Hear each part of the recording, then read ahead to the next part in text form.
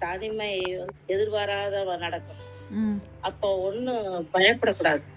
அதாவது அது ஒரு தனியா நம்ம நினைக்கும்போது ஆட்டோமேட்டிக்கா வந்துரும். அதுக்கு முன்னாடியே நமக்கு பழக்கவழக்கங்கள்ல நெறைய பண்ணியிருக்கணும்.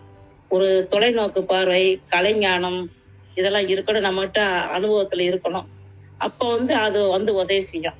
ஆனா அத நான் ந மென் ஆ நம்மளா நெனச்சு பார்த்து அந்த பழக்கத்த கொண்டு வந்துக்கிறணும்.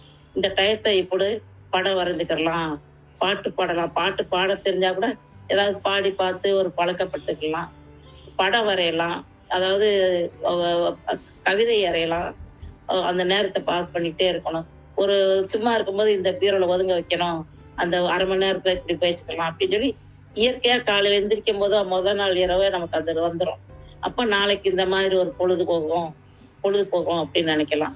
இன்னொன்னு சாப்பாடு நம்ம இஷ்டம் போல செஞ்சுக்கிருவோம் அப்படின்னு ஒரு சந்தோஷம் இருக்கும்.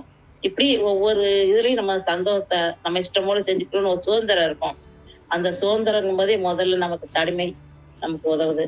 பிறகு நெறைய பேர்ட்ட பழகியிருக்கணும். நம்ம முதல்ல இருந்தே நம்ம பழகியிருக்கணும். அவங்கலாம் பேசுவாங்க. ஃப்ரீயா பேசலாம். அப்படி ஒரு பொழுது வரும்.